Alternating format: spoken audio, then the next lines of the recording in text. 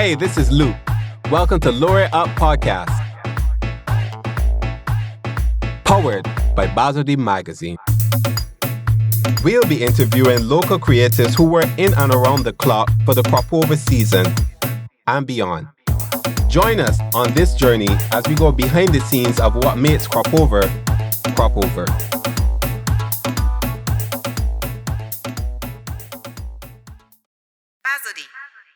Welcome to Season 3 of the Lower It Up Podcast, powered by Bazodi Magazine, recorded and produced by Robbie at Nameless Productions. Welcome to Lower It Up Podcast with Bazodi Magazine.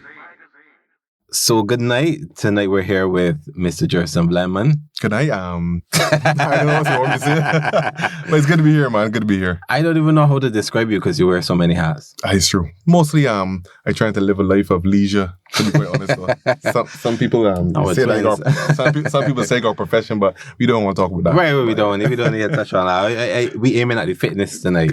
And the nutrition, apparently. The nutrition as well. Because you have certification. Yeah, PN level 2 certification, nutrition coaching. And I don't think a lot of people know that. When people talk, right, if it was I don't know if it's politically correct to say, if it was the lesser melanin force, they talk all over their face, you know what I mean? And nobody asks them for their qualification. That's right, that's but true. As soon as a brother, yeah, exactly. where he know this from, where he know that from. So I don't go there. But if you do ask, as if it's in the podcast right now, then I will let you know that you do have exactly, you know, to give it the certification. Oh, you know, it's like he's not just a random, he's a master man out there talking. He feel like he know everything. Nah. There's actually some certification behind it, man. Exactly. Okay, that's good. I really want to underline that for listeners. Correct. Just on there talk, he got master body, nobody gonna listen to me. He done do it already. No, man. There's a lot of science, and I constantly do research into, before I speak, from some of the leading experts out there to really dig into lots of nutritional topics that people ask about and talk about every day, yeah? Mm-hmm. Yeah, man. I'm trying to break out in a layman way because, to be honest, the average person that don't want to know the high science, so I try to take it away, the high science, and bring it in a very understandable form for the layman, yeah? That is really needed. Yeah, definitely. I had a physical therapist, he was telling me about radiopathy, and I'm like, what? So what are you talking about? Russian stimulation? I was like, sir, what? Yeah, people didn't want to know about the mitochondria and cells and Krebs cycle and all that. People don't want to know none of that. They just want to know, hey, am I going to lose some weight and am I going to lose some body fat? How to do it? That's what they want to know. That's basically it. That's really what we want to get into today. Like, we just want to have that conversation really specifically about crop over, how to prepare for crop over, what it's like and what you need to do and what you think that people need to do or what people should be doing if it is that they're aiming to become road ready for crop over. But let me ask yourself the first question. What is road ready? Because at the end of the day too, we're in a culture where we try to promote body positivity. So at the end of the day, you know what young people say, the road can get what the road get. At the end of the day, so you for the first question, you must ask yourself, what is road ready? Mm-hmm. Does that mean going on the road with a six-pack or the defined quads, a big chest, some big arms and stuff? And then when you establish that baseline for yourself of what is road ready, then you can start to base your nutritional plans or your fitness plans off of that. You know what I mean?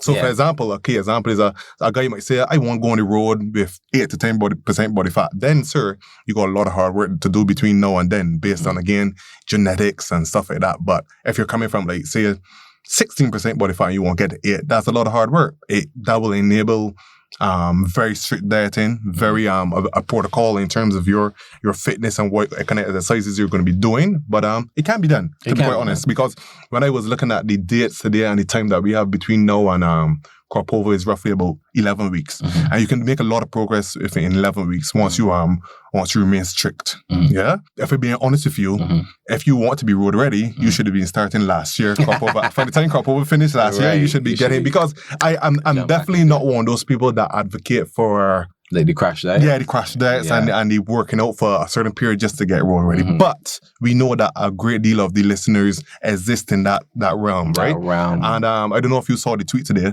but there was, there was a tweet I sent today, which is some of the best advice you could probably do for yourself. And it was along the lines of just cutting out all alcohol between now and the first week of crop over. Mm-hmm. I talking like dry. no sip on the weekend, or no drinking effect that you need in that time. Let's keep it dry between that. Dry. And the rationale behind that, I think that people don't understand, is the amount of empty calories that alcohol has in here.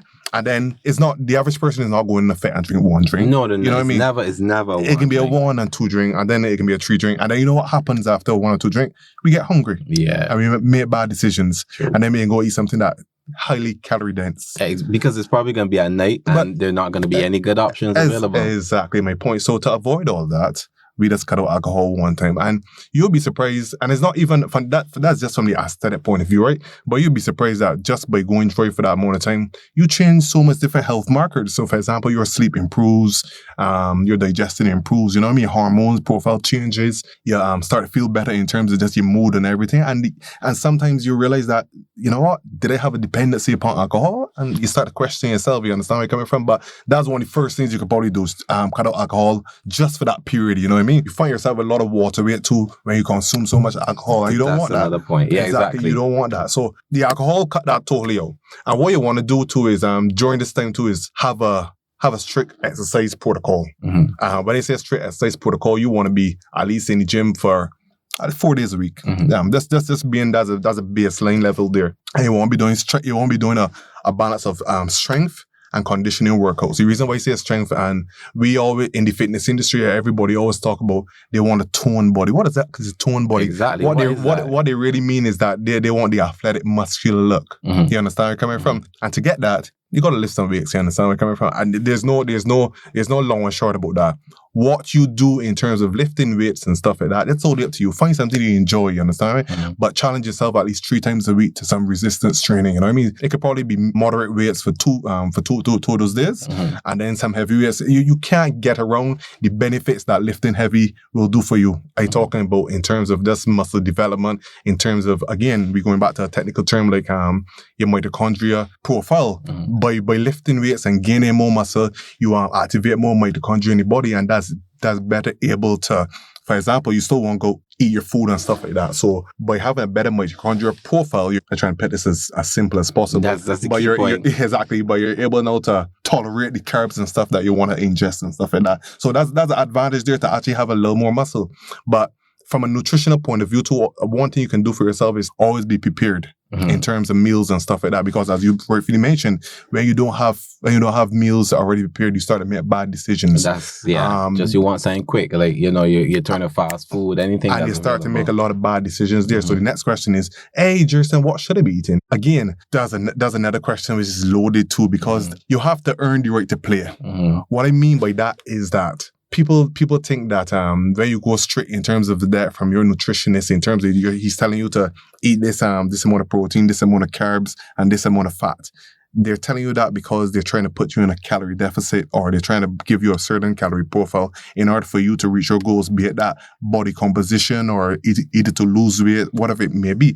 But then they're like, oh, it's so hard to do, and we're tired of eating the same things. But the reason we're doing that is to get you to your goal. Because the nutritionist, for example, would have assessed things like your BMI and what your daily intake is and stuff like that, and catered a specific diet to you in order for you to reach those goals which you told them about. So for example, they might a baseline is like, hey, I want to get down to 180 pounds. Mm-hmm. Off the bat, your nutritionist should be telling you, you know what? You should be getting at least 1 gram of protein to that 180 pounds. So on a good day, you would probably be looking to consume 180 grams of protein.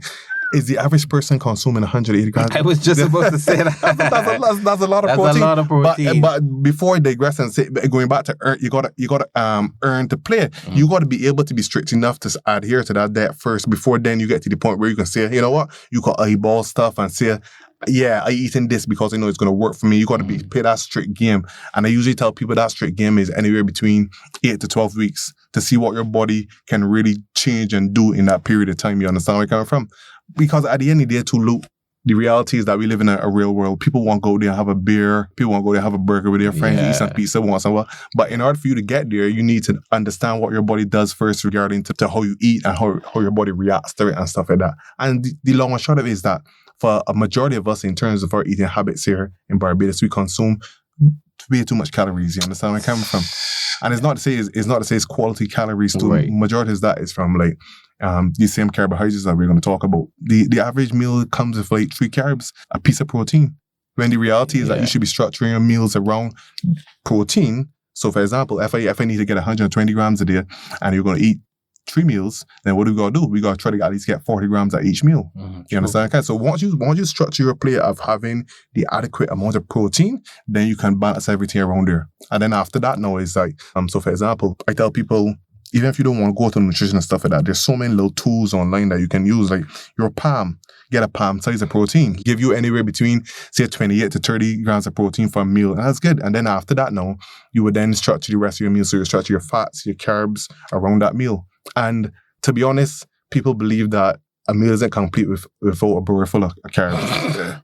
You're not going to reach it. You're not going to be long and short. You're not going to reach your goals by consuming excess calories. So you really got to mitigate that too. And the Bajans are a society, we love a sauce. We love a sauce. Obsessed with it. We obsessed with sauce. If you can, even that's like tweaking in your diet by just removing some sauces from your meals.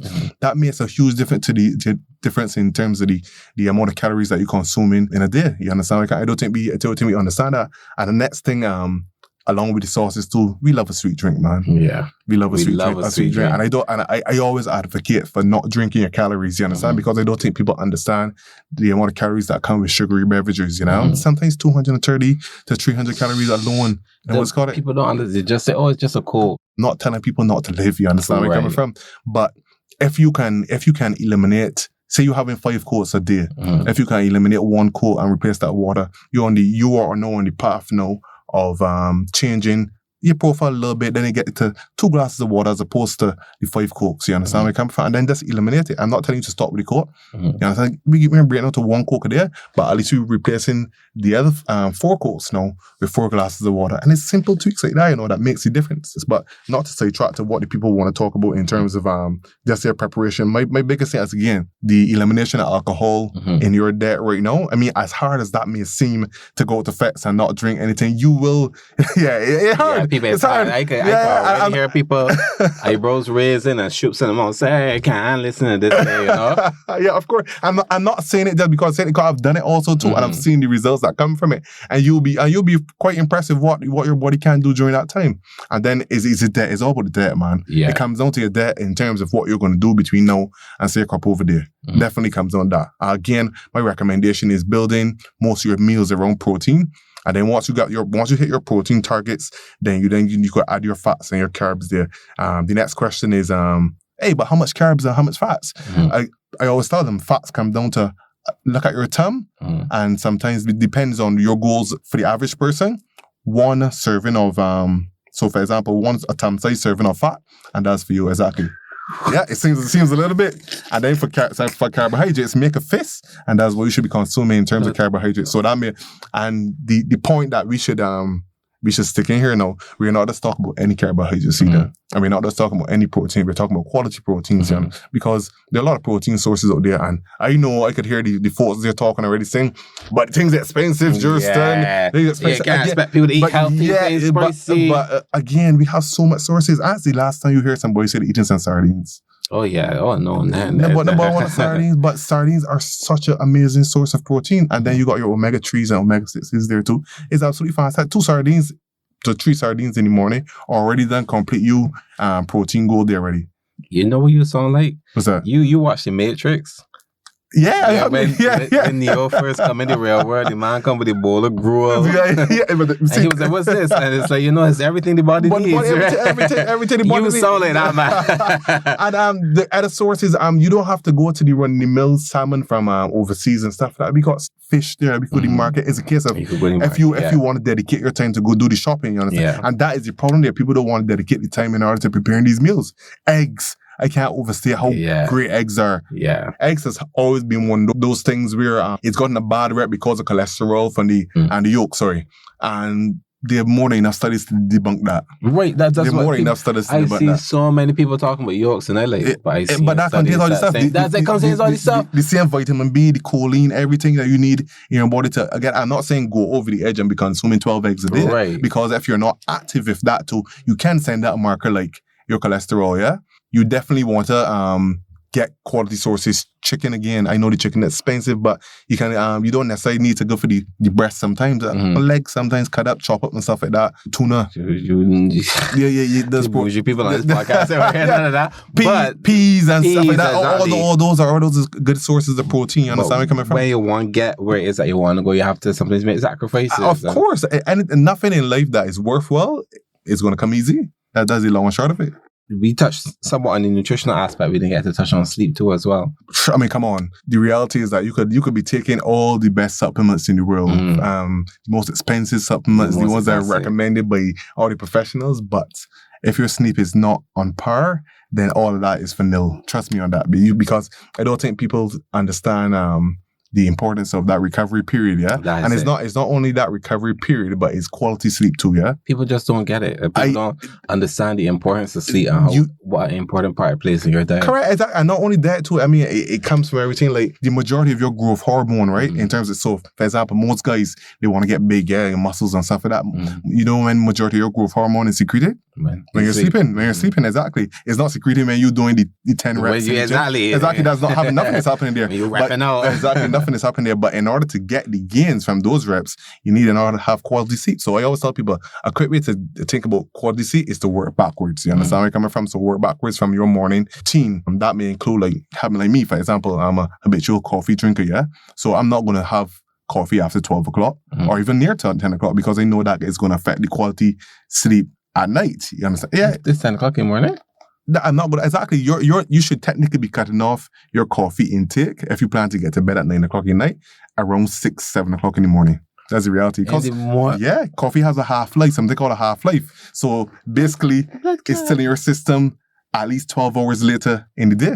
That's the reality of coffee. Did not even know that. Yeah. Wow. So you might be thinking, oh yeah, man. So I'm drinking in the morning. Yeah, you're off after a couple or hours. Or even after 12, I have a lunchtime coffee. That lunchtime coffee is going to affect your sleep. That's the long and short of it. That's going to affect your sleep. I never even thought about that. That's crazy. Yeah, it is. And even any kind of beverages like black tea, which contains caffeine, green tea, all those things we got to be cognizant of. So that being said, and just try to make your environment sleep friendly. That's what we tell people. So it might sound kind of hippy dippy, but it does. It might sound kind of hippy dippy, but put your phone on that sleep mode. You know what I mean? Have a hard fast time to when your phone is going to go off. That you don't get disturbed and stuff like that. Have a low light room if it's possible. That you can't have an air conditioning room which is cool. Open the windows, make sure it's cool. But you see that light factor? That's a major factor. Just make sure your room is as dark as possible because the way how the body works is that it takes visual cues from outside to when it's day and night. So when you're having all of those artificial lights like phones and stuff like that, it's literally telling your brain, you know what? I'm still supposed to be up when it doesn't want that. You're supposed to be bringing down your cortisol levels at night. You understand where you're coming from? And you're supposed to be upping your melatonin. Yeah. That's where you're supposed to get to bed. Jesus. Exactly. So it's a lot to think about, but to make it simple for that, just make it environments casual. So loud noises, TVs and stuff like that. Just try to cut off most of that stuff at least an hour to an hour and a half before bed. And again, you'll start to see the benefits. And in terms of length, again, if you're going to wake up at say 6 in the morning, try to be in bed by at least 11. That gives you a time of that 7-hour period of quality sleep. Yeah, you know what I was mean? just about to ask that. Like what period of time would you recommend? But I again, the period of time is again very relative to the individual. Yeah. So, for example, me, I feel absolutely refreshed at between 5 and 6 hours of rest. People like, but the doctors recommended 8 hours. Again, it's very individual based. You understand where I'm coming from? And again, your age and stuff like that. Studies have shown that older people need less sleep. You understand where I'm coming from? Yeah, as opposed to a younger person in their teenage years. Of course. So you need at minimum, you should be getting 8 to 9 hours. No, that's right. That's perfect. 8 to 9 hours. In order for that to everybody. Correct. 8 to 9 hours. Exactly. Younger people need rest. But it's very shoot for, I would say, a figure that I would just throw there very arbitrarily is shoot at least 6 hours minimum, yeah? Minimum. Of quality sleep. Of quality sleep, exactly. Because it's just not falling to bed and dozing off, but you need that REM period, that's rapid eye movement period, exactly to get into, which is usually in a 90-minute period. Then you need the slow wave sleep. No, it's all those things that you need in order to what we call a sleep profile during the night for your body to wake up and feel refreshed. So because you will hear some people saying, man, I got 8 hours of rest, but I still feel tired. Ask yourself, like I guarantee you that if you filmed yourself during that period, you were twisting and turning that entire night. So you weren't really getting quality sleep. And then you got to ask yourself what contributed to that, and it will take you back to the same stuff I was talking about earlier. Did you consume a high caffeine beverage before bed? I mean, you will fall asleep, but then again, we going back to the topic alcohol. Consuming alcohol, some person will say, "Oh, I need a little nightcap to sleep better." Oh Lord, garbage. Because alcohol is one of the main contributors unrestful sleep at night. I can tell you that. There's more enough studies showing that. So it's just those little things, you know what I mean? Exactly. So it all add up, you know? So at the end of the day, separate things. At the end of the day, that's what I was telling you earlier. If you can cut out alcohol, you will see your sleep improve dramatically. Trust me on that. And I'm not kidding you. You need. And then again, just to finish off that little portion of it, it goes back in which we didn't even talk about, which is my favorite part of talking. The gut biome. Exactly. This is your specialty. The gut. By consuming alcohol, you disrupt so much of your gut. Really? You kill so much of good bacteria in there, and you just destroy your insides, man. That's the reality. And then, so look at it this way: you're not getting enough rest, which contributes to your gut biome health. You're eating garbage, which contributes to your gut biome health, and then you're not getting enough rest. Yeah. So it's like a triple whammy. Yeah. So you're setting yourself for a bad process there. So all in all, the best thing you can do for yourself right now, in order to start without taking any supplements, is to just get some better rest, and there's a quality diet right now. And that would make a big difference in terms of that preparation for crop over. I'm glad that you said that, because a lot of people feel that it's the supplements, or they're going to exercise in the gym and you need to work out for 3 hours. But that's the reason why they call supplements, because they're supposed to supplement a good lifestyle to begin with. So once you start to optimize your sleep and your diet, then the supplements will have a working, because you could be taking as much creatine and much protein as from now to the cows come home. If you're not getting enough rest for your body to assimilate that said creatine and protein, you're never going to see the gains. Even with fat loss, you're never going. People say, "Oh my God, I'm doing all this cardio, I'm doing all this stuff and like that." But why am I not losing weight? Because you're not allowing yourself to rest, to recover, in order for the body, in order to show the results that you've been doing in the gym. It's crazy. It really is crazy. Yeah, I'm sorry we can't continue this conversation. That's so fine, much man. more. I know, but it's a lot, man. I myself too, I'm kind of sad that we can't carry on to really give people a more in-depth knowledge of what they need to, because again, it's not for that 8 weeks or 12 weeks. It's about longevity, Luke. It's about a lifestyle. We hear everybody the same way how you want to be rich. What do you do have to be rich? You have to put steps in place that last the entirety of your life. You just can't do it for the next 3 months and then expect to be rich for the rest of the life. Unless you want them, then that 1% of the people that, you know what I mean, made it lucky. Exactly. It's the same thing with health. You go to the bank to make a deposit all the time to save money in order for you to have a decent lifestyle down the road. Why not do the same thing for your health? Make a deposit every day regarding your eating, your resting, you know what I mean, and working out. And you can see the benefits of it down the road. That's the most important part. We didn't even touch on, we talking about the here and now, as in 3 months from now, with regards to crop over or Kaduma. We ain't talking about for the rest of your life, and that is the decision that impacts the rest of your life. Let me leave you something real quick there before we go, because I know the time is getting bony, yeah? The reality is, right, this is how brilliant the gut is then.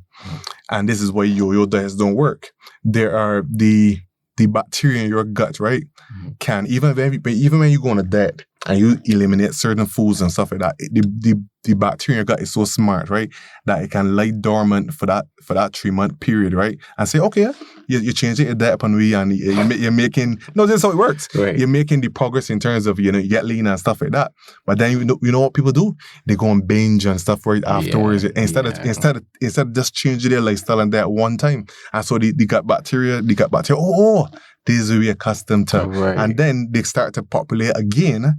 And then you start to gain the weight, everything that you start to gain. That explains it. I've heard about that. You go gym and you start and then you put back on the weight.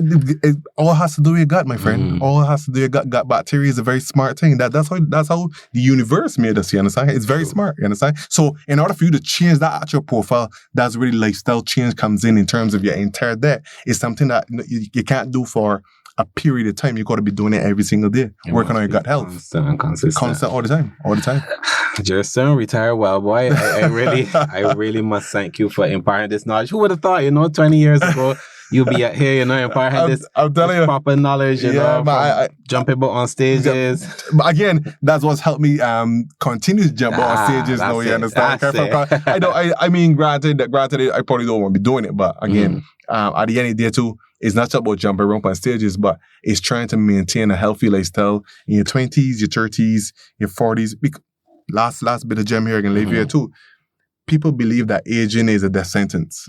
Like because they turn 40 or 50, oh my God, I decrepit, I can't do certain things anymore. Hogwash. Hogwash. I know guys 50 years, stuff like that, kicking ass right now. 60-year-old people that kicking ass. You know what? Because they took the steps in their 30s and 40s in order to maintain a lifestyle. It bothers me to no end to hear young people in their 20s and 30s talking about my knees and my back and stuff like that. Well, yeah. Ask yourself, why is that happening? The body is meant to move. You understand where I come from? Right into your golden years. That's the reality. Because you saw that Beijing 2 video with them old people at that party, and it was moving like I was amazed. It was like 30, you know, and I'm moving up and down. Ask yourself why places in the blue zones, for example, got so much longevity, and they ain't got no fancy gyms or nothing like that. But you know what? They move every day. Yeah. In order for them to live their life, they gotta commute to certain places. So they do a lot of walking. Yeah. In order for them to move their produce and stuff, they gotta do a lot of lifting and heavy stuff like that. And you know what comes out of that? They're not exposed to the processed foods. They're still eating pretty much what they ate 100 years ago. So there's no high science behind it. A proper minimum processed diet along with movement every day, and you solve half of your problems there, buddy. So many gems to take away from this interview. Yeah, and I hope people at least take something from it for real. I really Definitely, do. man. I can't thank you enough, then, for this really, really good advice, really and truly. Yeah. I definitely could see that we can have you probably 4 weeks down the line back here again to say, okay, well, you're on your diet, what is the end goal now as we approach crop over? Correct. Well, you got my digits, man. Just let me know when you want me to come and speak again. I'll be here, man. Because that's my goal, man. I tell everybody around me, it's not about me. You know, I want that my lifestyle, well, the good parts of it, rub off on you in order to, you know what I mean, be a better person, man. That's the reality. I want everybody to be around. You know what I mean? I want everybody to be around in old age and still living the best life. And able to have a good time. Yeah, exactly. And still move around, man. Old age is not a death sentence, man. That's the reality. True. So very true. Thank you very much. Then again, yeah, man, I appreciate it, man. Thank you. No problem. Welcome to the Lore Up Podcast, powered by Basel D Magazine. Tonight we're here with Danielle Gill too as well. Thank you for joining us. Thank you for having me. So I just wanted to touch on, we were looking at fitness in crop over. So I was coming to you because I see that you recently had this advertisement where you're talking about that you're doing fitness courses for crop over for people. What has that been like so far? And what recommendations would you give to people for crop over? All right. So firstly, I am just realizing that fitness is who I am, which is really strange because people know me as the fitness girl for a couple of years now, since I was in Dublin, Ireland. So that's 7-8 years now. I realized it was literally my daydream. You know that song that goes, darling, don't quit your daydream. It's your life that you're making. Yeah. So I'm literally diving head in, stay disciplined, which you just spoke about. How do I say? It was a spur at the moment. Really? It's been something that I wanted to do for a while. I've been making logos. I've been trying to get stuff sorted. But the morning that I posted it was a spur of the moment because I had literally just left my job. What? And I was like, you know what?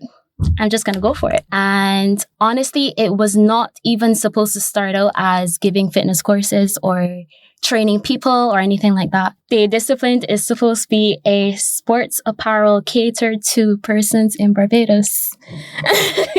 And maybe you transformed that then. And I specifically just transformed it into training persons because people have been asking me, Danielle, when are you going to do this? Danielle, when are you going to do that? People have literally been messaging me for the last 3 months since the year started. Can you train me for crop over? Can you get me right? I want to look good in my costume.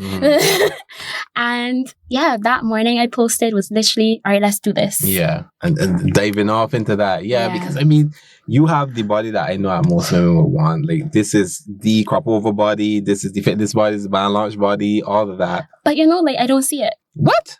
I don't see it. Wow. Because I just feel like everybody's so beautiful in their own way. Honestly, I suffer with body dysphoria, especially when it's coming out to competition time, like right now.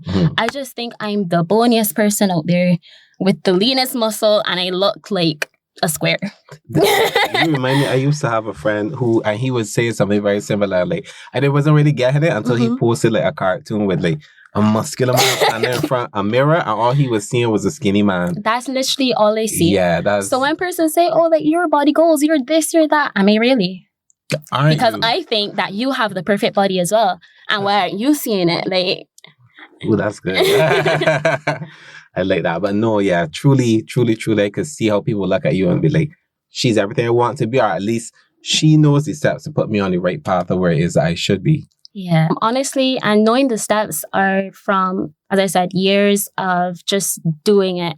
I remember moving to Ireland. I was a very athletic child, very expensive child.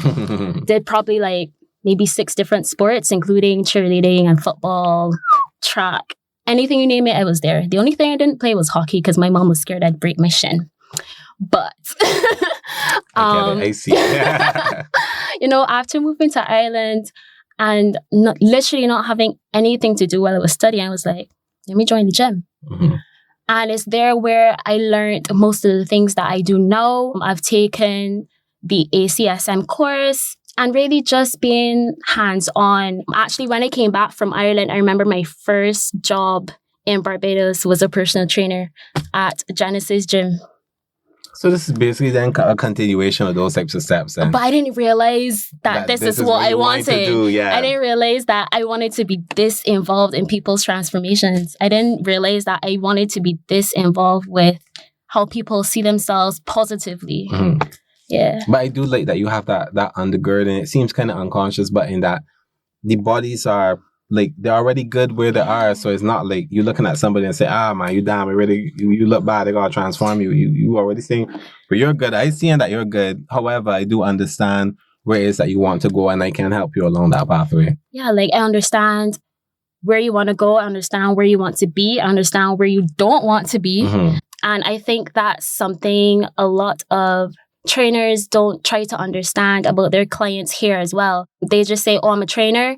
I'm going to get you as ripped as possible. Right. Yeah. But what if that's not what the person wants? Mm-hmm. What if the person just wants to be as fit as possible? Mm-hmm. What if the person just wants to lose a little weight? They don't necessarily want to be ripped, but they want to be slimmer. Mm-hmm. What if that person is a smaller person on a spectrum and they just want to gain weight? Mm-hmm. They want to improve. There's so much that people here don't understand in terms of training, in terms of understanding clients, in terms of giving the clients what they might want and not what they themselves want for the clients. That's a very good point. And then it's also good to see a woman too in that sphere, because I know that women have talked about how intimidating it is to have a male personal trainer. So then it's good now to have a woman you can look at and say, she's what I look like. She's what I want to look like.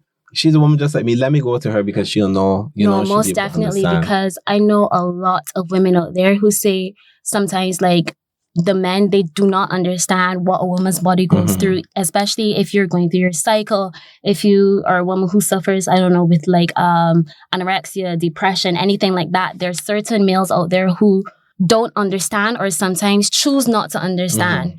because, I just here to train you. Exactly. I ain't going through that. So yeah, I think that also too is very key and very important. Then because you're younger too, then you can help and you see it from a younger perspective. Then that you help navigate it that type of way, as opposed to an old head who will be like, why you do it this way? So you could do it this way without understanding, as you think, that people have different challenges, whether it's anorexia, PCOS, all that type of stuff that they have to navigate. I think being a younger person too, and just being in the realm of social media, there's a lot that I learned. Actually, recently I was talking to someone whom I'm actually going to be training soon. I've offered my services to them, and she actually had an accident. She was perfectly fine before the accident, and she's in pain a lot now. She has different disabilities now because of this accident. And her male trainer before just thought she was complaining. Now, this is a young lady who walks around with a cane, who visibly can't do certain stuff. He just thought she was complaining because there's certain things that she literally can't do. He wasn't understanding, he wasn't listening. And I find sometimes when you just listen to someone, when you just empathize with someone, it makes such a difference. Even if it's not you're physically training them, it might help them mentally. And that's another aspect of fitness. Yeah, exactly. Because sometimes you might be going to the gym or you working out at home or whatever, but you're not seeing the results and stuff like that because you're mentally not there as well. I just think being at this age as well, also being on social media, as I said, and, learning so much through people looking at their, I don't know, want to say tweets, their posts, anything like that. You learn so much about different things that might affect people, different things that might affect their fitness levels, different things that might affect their reason for not wanting to be that person or work out as often or not do that or eat whatever. There's so much that you can learn. Yeah, and as you say, the challenges people go through and just the mundane ones in like, understanding why people don't want to have more discipline in their lives or wouldn't say, okay, I need to change my diet, I need to eat more, I need to eat less, I need to sleep more, all that type of stuff. And social media really does give you a very broad spectrum of viewpoints that you can understand where it is that people are coming from, maybe that you would not just have understood from before. I mean, a lot of people also aren't, I want to say motivated, but a lot of people also aren't disciplined. Disciplined, that's exactly. And that's where my brand comes. Stay disciplined. Yeah. Because honestly, when you get to a point, it's no more motivation. Yeah. Like right now, I am 4 weeks out from competition and I have no motivation left in me. At this point, it's literally I wake up and I go to the gym because that is what I have to do. What you have to do is what you're supposed to do. And that is what I'm supposed to do. Exactly. And you can't have any type of like breakdown in that type of order. Because once you get one more and say, oh, no, I can't do it. You lack the discipline, you don't go, that is going to be a cascade. Even when I say I can't do it, like if I say that in the morning, I still end up going like midday or any night. Because at the end of the day, like that's my discipline. My brain is like, you didn't do it. Like you didn't do it. You have to do it. I think that is the key point. And I do like how you made that the theme of your brand altogether. That people must, that you stay disciplined and that you kind of like you stay the course and you go down the road because then that's how you achieve the goals. Exactly. You don't want people stopping halfway or saying, oh, I was almost there. Oh, it's required away. And then I think it also goes back to what Gerston said too, in that it will be helping people to understand that it's not just for crop over, but it's for a lifetime. Exactly. The same thing that he would have said. If you wanted to really prepare for crop over, you won't prepare now. Right, exactly. Not the couple months or couple weeks from crop over. You would have been preparing from last year. Yeah. Because if you really want to see the goal that you have set for yourself, you would have started early and not procrastinated on it. I mean, procrastination is something we all suffer with. I mean, even if you don't have the motivation, but that's why I said it's not only about motivation, it's also about self-discipline and going after what you want for yourself. You always have to want better for yourself. And if you want this body that you're envisioning because your body to you isn't good enough for the road, start early. And if you're going to start now, you got to stay disciplined. Yeah. To see whatever result you want for crop over. It may not be the exact result, but you will see a result. You have to stay disciplined and stay the course. What is the recommendations that you would give to the listeners on what steps, I guess, it is that they can make from now up until Kadooment Day? Like, what were the best recommendations you could give for somebody coming into crop over season? Best recommendations would be honestly to stay active, keep active. It doesn't have to be heavy lifting in the gym. It doesn't even have to start in the gym. Start at home. Walk around the block. You want to jump the whole course? You got to be fit enough to do that. You got to have that stamina and that consistency. Walk around the block. Turn it into jogging. If you are part of the gym or want to join the gym, start cardio, start lifting if you want to tone up. And toning up doesn't necessarily only mean lifting weights. It also means cardio. It also means nutrition, getting as much protein as possible, cut down on the carbs, cut down on sugars. That includes dairy, milk, cheese. Yeah. I guess you like that stuff. I mean, you can have it, but in moderation. In moderation. That's if you're going to have cake today, don't have it tomorrow. Exactly. If you're going to have cake today, don't have the whole cake. That is also a good point. I think that is both, as you say, in moderation, but if you really want to cut, is that you will have to have a very, very strict diet. But I don't believe that most people have the discipline to stick with a very strict diet. So you would like to advise people to enjoy things in moderation. Enjoy things in moderation. I always think like it requires a lot of balance. It really does. That's the really key point that people should be taking away, that you can't, it doesn't always need to be an overdo. Like, you don't need to go and get blind drunk. You don't need to, as you say, eat the whole cake. You don't need to have. You do not have to go out to get drunk. You do not have to. You don't ever have to drink alcohol on a regular basis to have a good time. I don't know why people believe that. Like, if you want to get this body for crop over, save the alcohol for crop over day. Yeah, I really stop drinking now, so that all the sugars and everything would be out of your body. Drink enough water every day, like maybe 2-3 liters of water a day. It's easy. Replace the alcohol with the water. And it would probably be cheaper too as well. And it will be cheaper on your pockets. You get to save for the costume you want. Exactly. You get to save for the parties you want to go to. Save for the clothes. Exactly. Shoes, yeah. What you're going to wear on Kaduma there, all that type of stuff. No, I really think, because there's outside the studio, something that me, you, and Gerston agreed on, in that you don't need to drink when you go out to have a good time. I drink water. Exactly. I be over there having a ball. I can't remember why it was I had started at some point drinking water and not having to go and have a drink. But then it made me realize that if you can't go to an event and just have a good time without any kind of stimulant, what are you there? Exactly. Like, why are you there? Why you require 3 drinks? Why you 3 drinks in to have a good time? Exactly. What does that really say about you? What does that say about the event? Why must you be? Or like, I ask people at the end of the event, was it a good event? The people who get blind drunk. So they don't even know what happened in the event. It was so good. But the people who either had 1 or 2 drinks or had none will be able to give me better feedback. Exactly. Everybody because they were aware. They were aware. The blind drunk people, oh my God, the event was so good. And they're like, okay.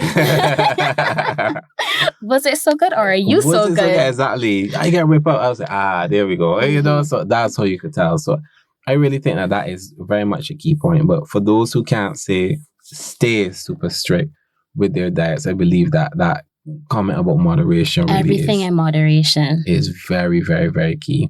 Very key. If you have no self-control, I really don't know what to tell you. I really don't. Maybe you and your brand can help them stay disciplined. Maybe come to me.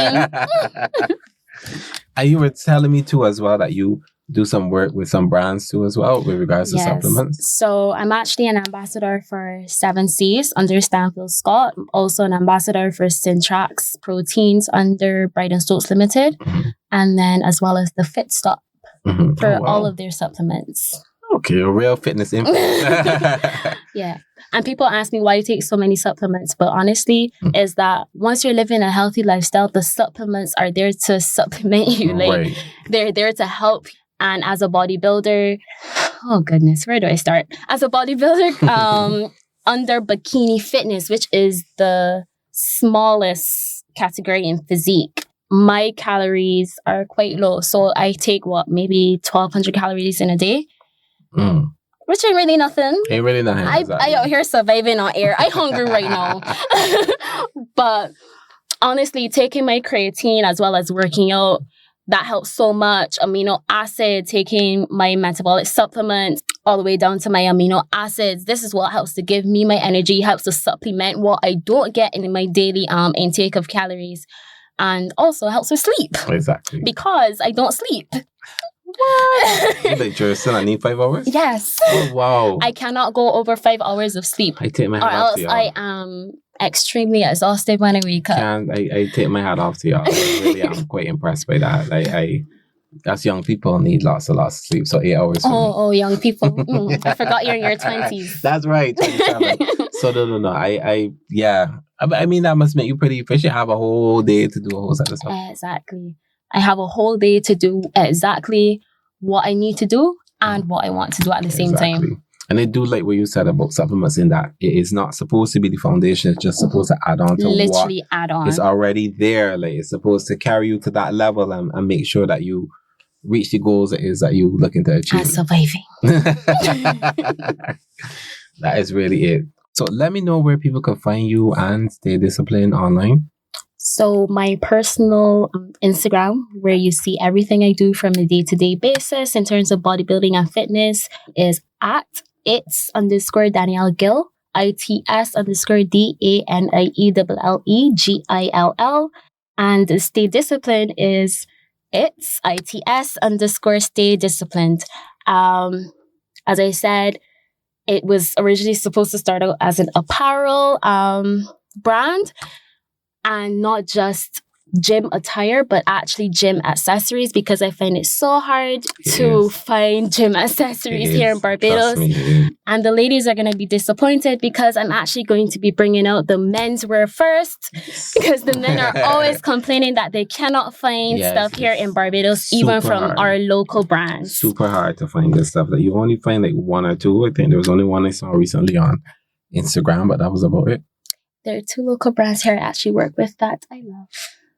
And that's the other reason why I'm bringing out the menswear first. Yeah, and I definitely and the accessories to complement those who are here already. Definitely believe there's room in the market, and that nobody ain't treading nobody else's toes, because it's really diversity of choices what men really desire. Exactly. Man just don't want a shirt and a pants. They want so much more. Exactly. So much more. And don't have to hunt around for it. I don't have to say it to my phone so that I randomly pop up on my Instagram because it don't. Because you know they be listening, like, exactly. Oh, that's what you want. Exactly. But no, I'm very glad to have you with us. You know, I'm glad to be here.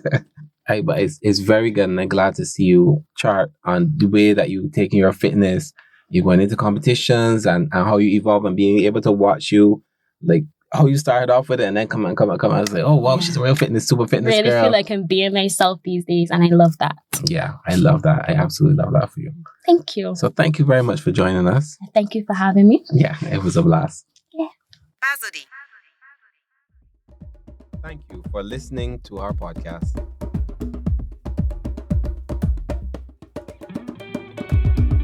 This episode was recorded and produced by Robbie at Nameless Productions.